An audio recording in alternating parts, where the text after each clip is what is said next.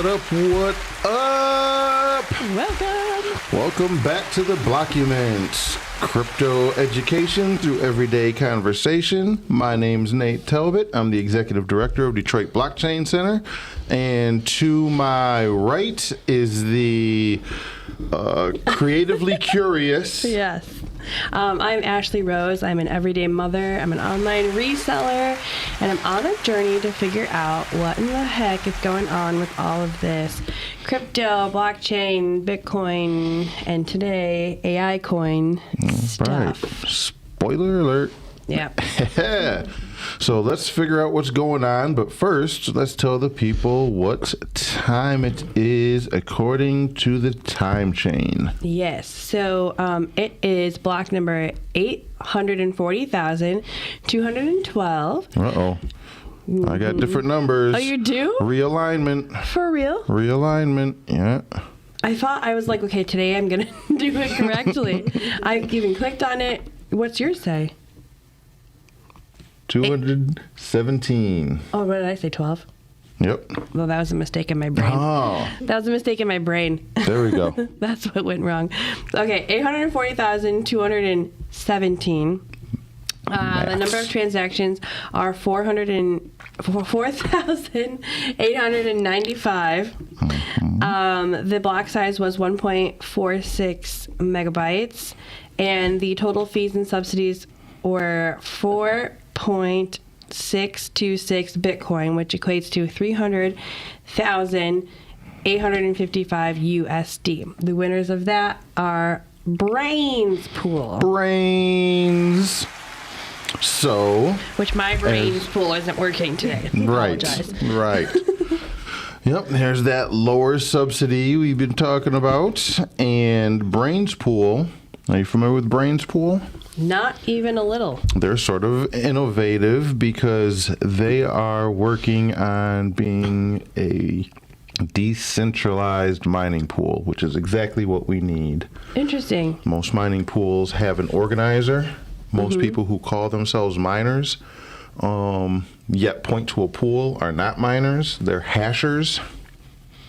Okay, I'm going to write that down because that's a question for later. There you go. But with the advent of some things, some new tech that's out, and, you know, we can make that a show, decentralized mining can become a thing. Okay. So ask about that one day. Write that down. Anything else you're just going to throw at me today? Then decentralized mining. And our super producer Chantel had some questions about these blocks. Hello, everyone. Hey. She doesn't do the camera, so you know. She's just the voice in the clouds. Mysterious. She's our, what do they say in the comic book movies? She's our the person behind the screen, the computer. Yeah. Every good superhero has the voice in the cloud that guides them. I'm with you all. What's going on? What's our question? Our question. Chantel's okay. question. I thought so, but then. So the question I just wanted to know was to get a better understanding of Bitcoin, how to get into it, where to start. Kind of what's a good part to join, how it works.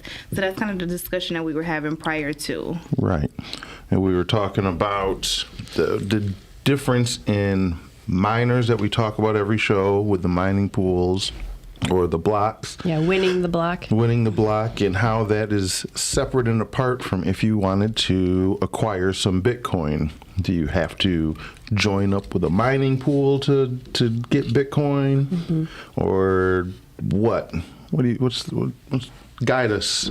No, you don't. You don't have to join a mining pool to purchase what's it called? Transfer. Transact. Acquire. Exchange. That's the word. Exchange USD into Bitcoin. You can just go onto an exchange if that seems like the easiest route. I know I'm getting probably some evil eyes over here. You could just get it from an exchange and just purchase it and just like hang on to it, and that's like you would own it. but that's not the most ideal way. I know you want to self-custody it and put it in a ledger and all of that fun stuff. Right. So you own it until you sell it. Well, you always own it till you sell it. Yep. It's just separating but you don't again. have to sell it. No, you can No, you just don't have to use sell it. anything. It's the same as everything else. Like, Thinking about Bitcoin, and this is some analogies some people use, like comparing it to the stock market or even gold. This is where they start to fall apart, because you start to think of Bitcoin as a separate asset that isn't money. Mm-hmm. And so I think a better comparison is comparing it to like the Canadian dollar or pesos or the euro, another currency. If you were to travel to a different country, you would swap your dollars for their local currency, right? Mm-hmm. And then you would use it and you swap it. You're not talking about buying and selling Canadian currency. You're just swapping, right? Right. When you acquire something like Bitcoin or Monero or any, cryptocurrency, not any cryptocurrency, but any of the currencies that are also crypto and usable, you are doing the same thing. You're just converting dollars. So like every week, we go to our meetups. We have several meetups we go to, and I just pay in Bitcoin. I'm not taking my Bitcoin, converting it over to dollars, then paying in dollars and saying I paid with Bitcoin. I'm literally paying with Bitcoin. You don't do that with a stock. You're not going to walk into a bar and give them some of your Apple shares or give them shavings of gold. Yeah. Right. So that's it. And all the miners are doing, which I think was the point of the confusion, is when I send you the Bitcoin, because there is no central entity doing it, right? There's no man in the middle who's like taking my Bitcoin and passing it over to you.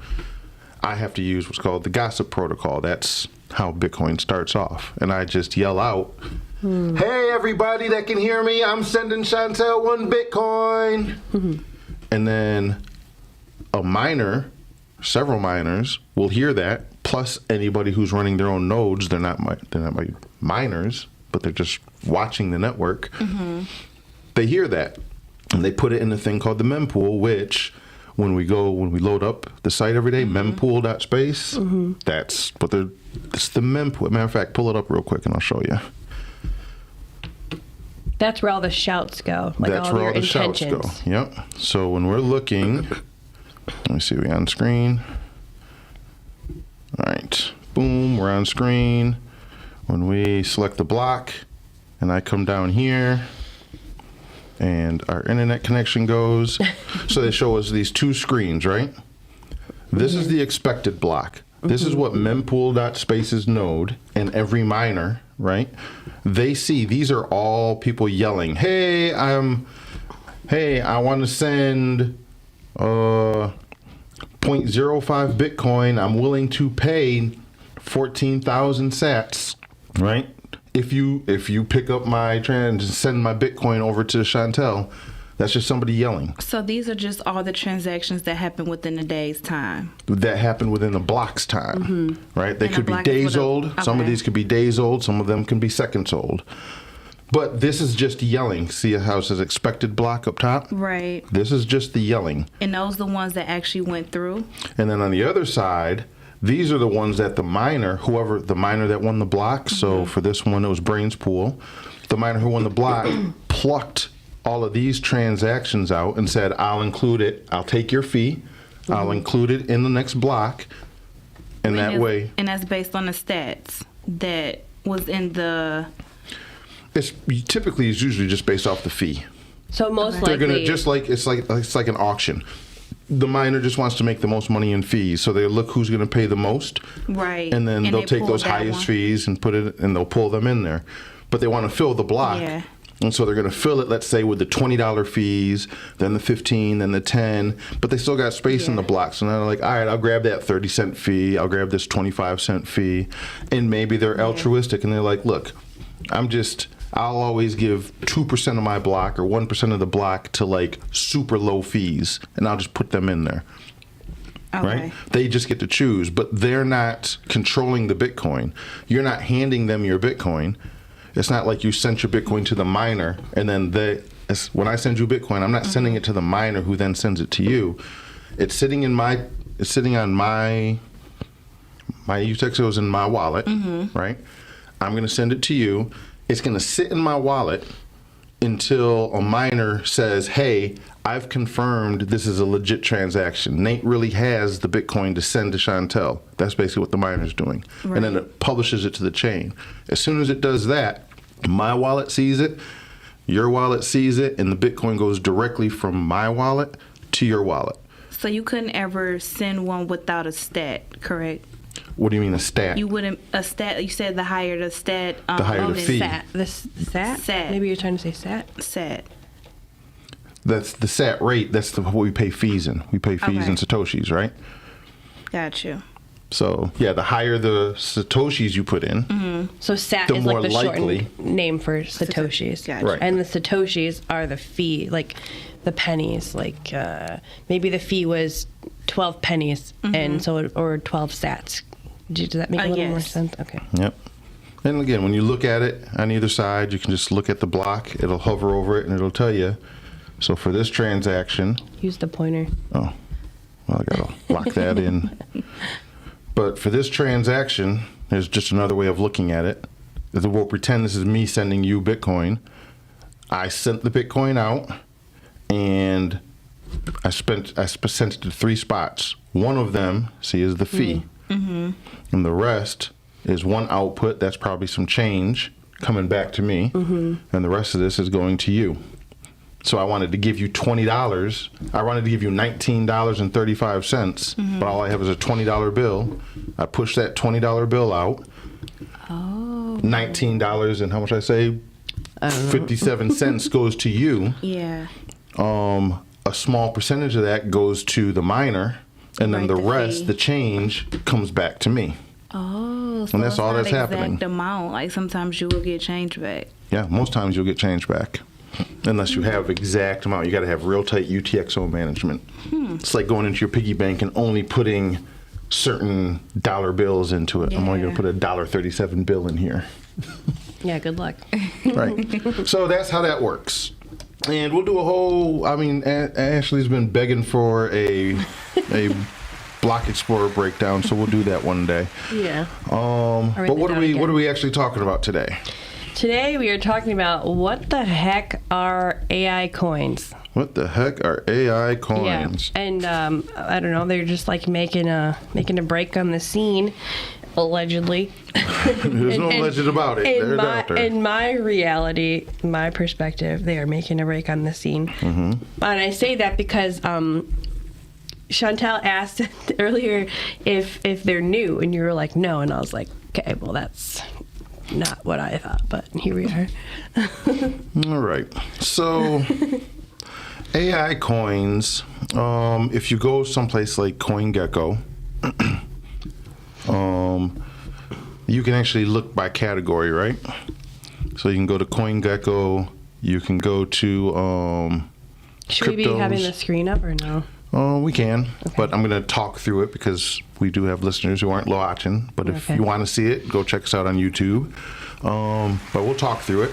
Okay. So if you go to CoinGecko, up top you'll see where it says cryptocurrencies, and if you hover over that, you'll see categories, how you can sort them. You can sort it by category. So you select category, and this is just how CoinGecko, or usually the coins, will sort of try to market themselves. So you might get like layer 1 categories. That would be Bitcoin, Ethereum, Monero, Avalanche, all your base chain blockchains. Then you have smart contract platforms. So now you're starting to talk about like all the layer 2s, smart contracts, any platform that has smart contracts. So Bitcoin wouldn't be included in there. Cosmos wouldn't be included in there because it doesn't have smart contracts turned on natively, but like Avalanche and Ethereum, they would all be under that. Alleged SEC securities, allegedly. For real? Yeah.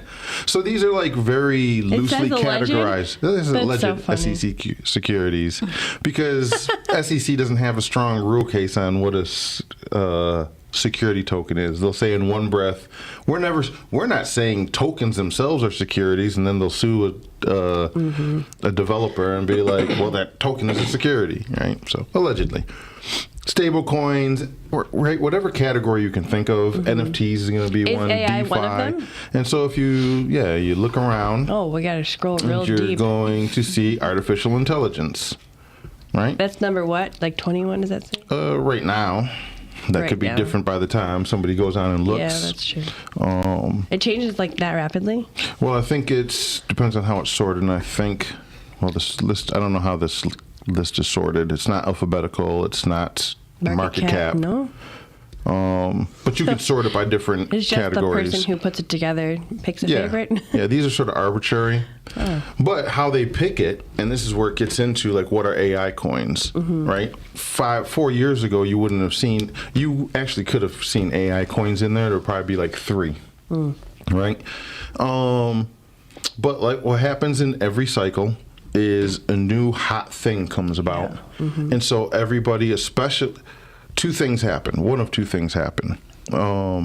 You'll have people who see that, and this is a problem with crypto in general, and why most of it's considered scammy is because it's just a way for people to print money. So they see a new hot topic, and they know they can like print money on that marketing, and so they're like, hey, we're this token, whatever the hot thing is, right? Yeah. And they print a bunch of coins and hope people buy them up, and they Yeah. control them, and then they rug pull them or whatever. Yeah. This is how most crypto is, and why it has such a well-deserved negative aspect. Nobody ever learns. Yeah.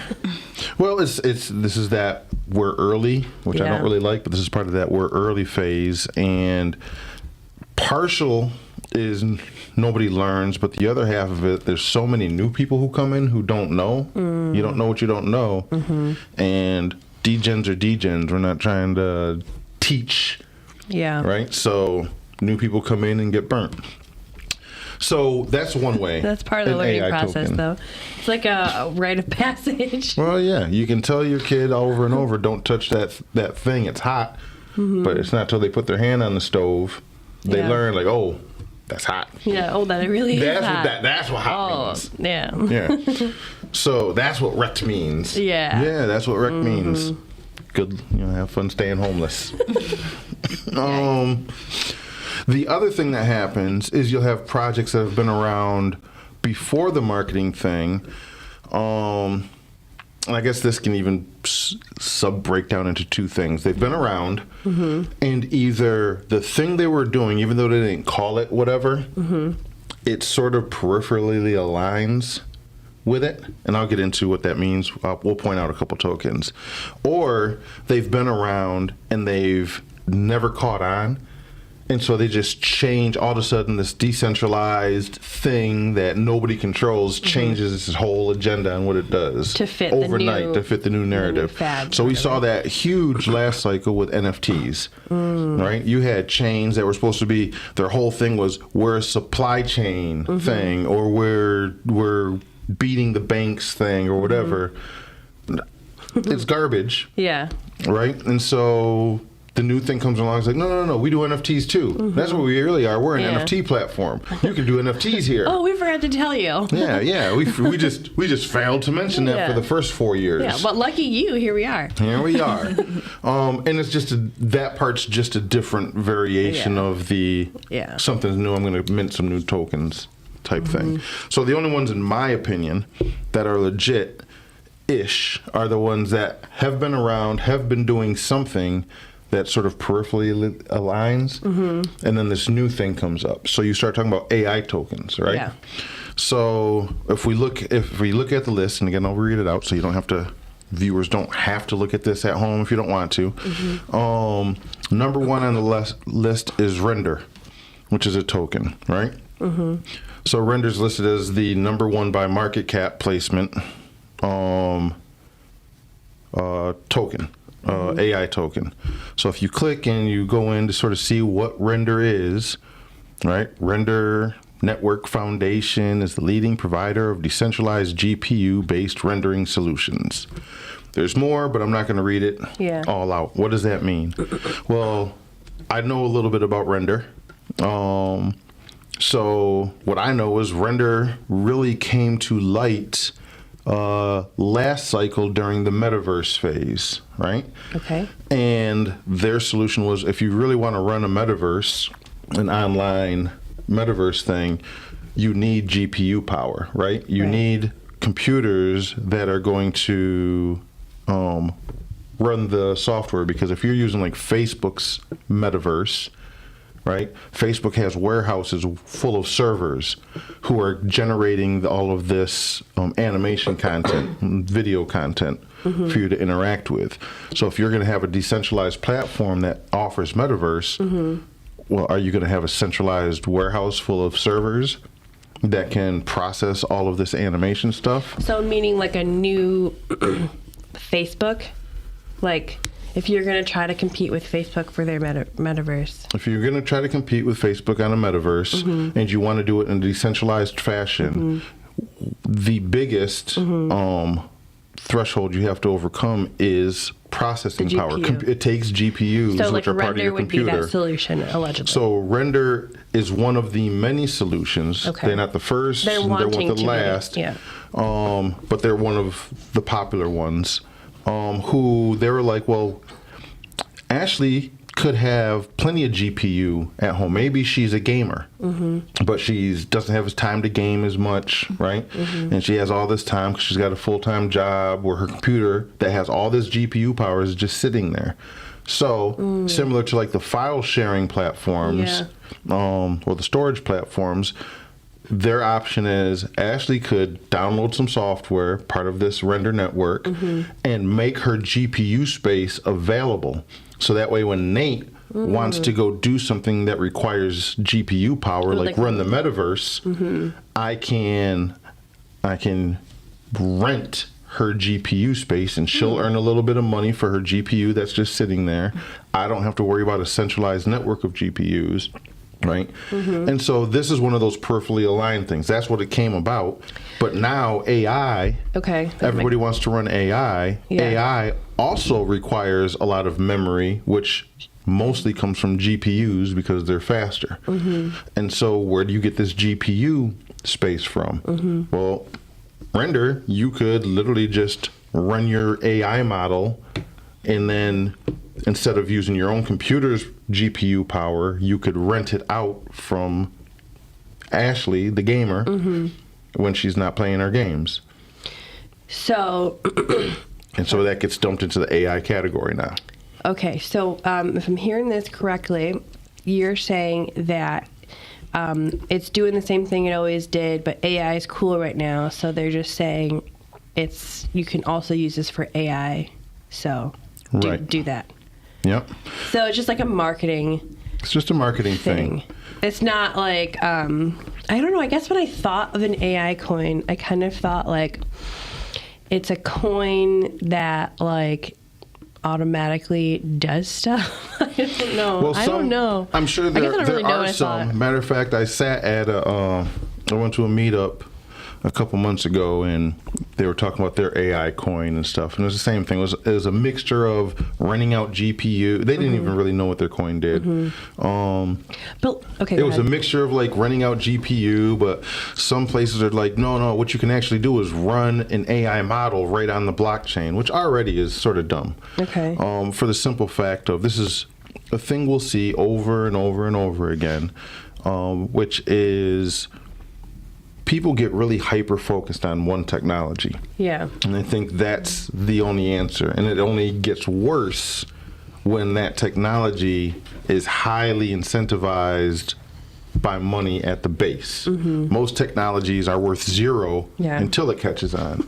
Anything in crypto is worth money before it's even developed. You just need a really shitty slideshow to convince some people, hey, this is worth putting money into and give me money. Yeah.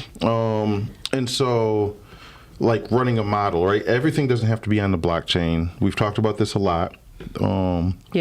There's really, at its very core, right? All marketing stuff aside, not shilling anything, even Bitcoin aside. What are blockchains good for? Especially blockchain technology. Keeping right? Not even just distributed ledger. Well, like keeping like track of things and securely, and so that way it can't be like changed and like. Right. It's good for censorship resistance. So you can't change it. Yeah. Public, so anybody can see it, and permissionless. Anybody can access it or leave it at will. If you're not, that's all blockchains are good for. Right. Especially using, again, there's distributed ledgers. You have many other kinds of distributed ledgers beyond blockchains. Blockchains are just the most popular and proven to work ones at this point. If you don't need censorship resistant and permissionless, you probably don't need a blockchain. Just use a database. Yeah. So why many people, from banana coin to AI coins, are like, let's just throw it on the blockchain. And like, that's really, really dumb. Yeah. Now you can incorporate the blockchain as part of that flow, but it's not going to be the main thing. It's not going to be your only solution, right? You could do AI like Render, or let me see, there was the first project I ever heard of that was doing the thing similar to Render was one called Golem. I think they're even still around. Same thing. Processing, using computer processing. So is there, and also what is like the definition of an AI coin, or it's just something that somebody just There's no definition. Just like is coining it, like. Yeah, I mean, people are going to name it just like what's the exactly. I feel like we need that a lot more in this show. That or the horn.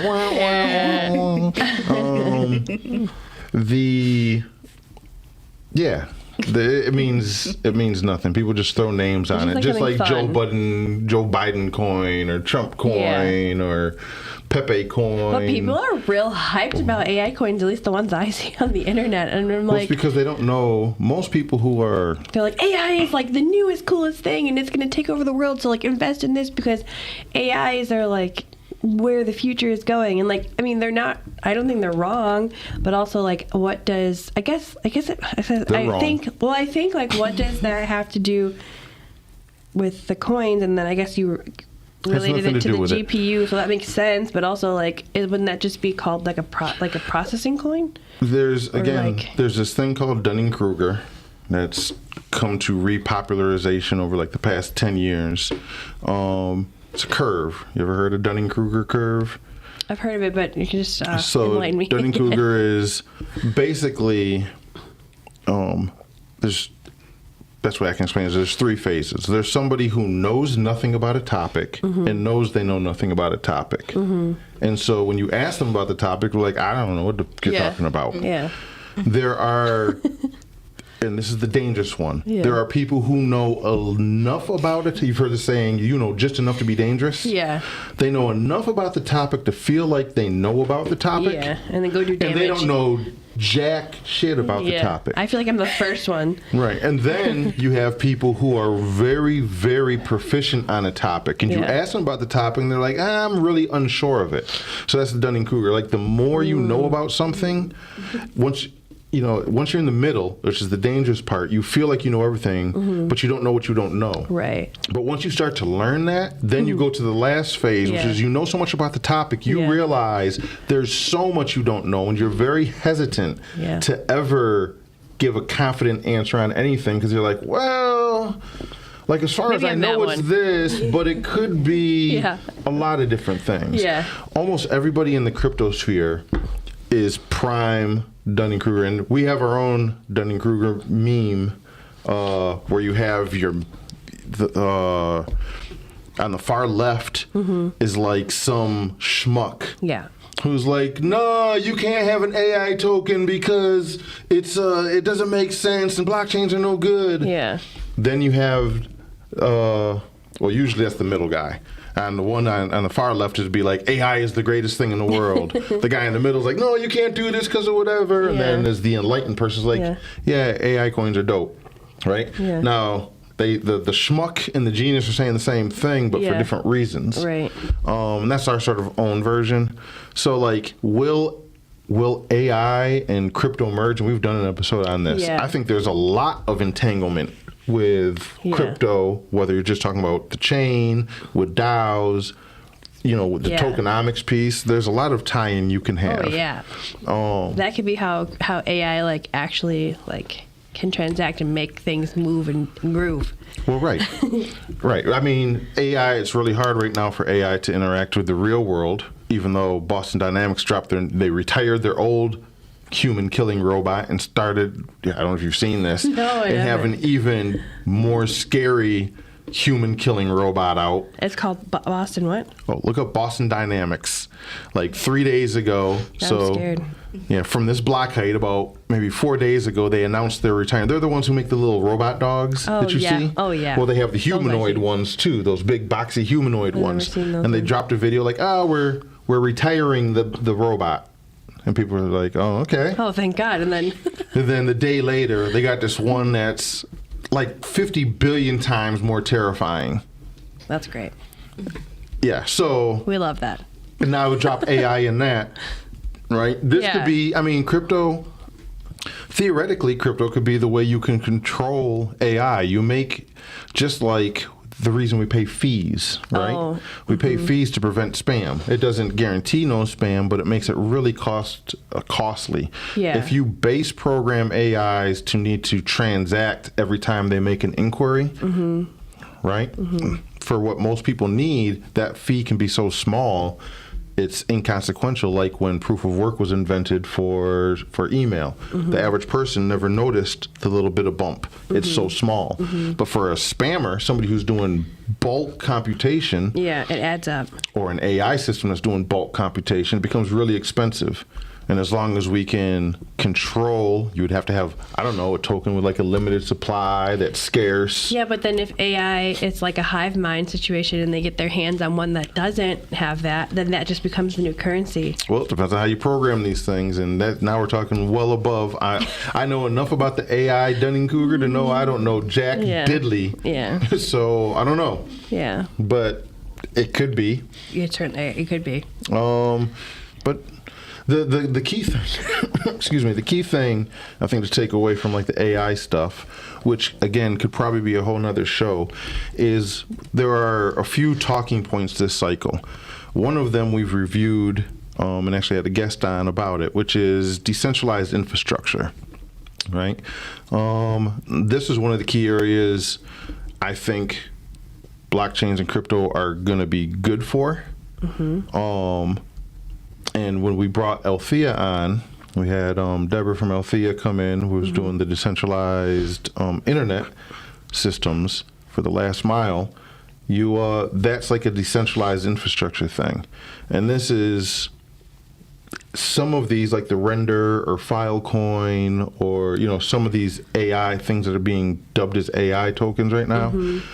Some of them are just decentralized infrastructure, where you can sort of offload some of that centralized forces in processing power and file storage and energy distribution and information distribution. You can offload that to individuals and work in a distributed system. But you have to incentivize that, because nobody's going to do anything for free just because. And when you want to incentivize a model in a distributed way, using a crypto, that's tends to be the best way to do it. Using the crypto, that should be a shirt. I'm using the crypto. I'm using the crypto.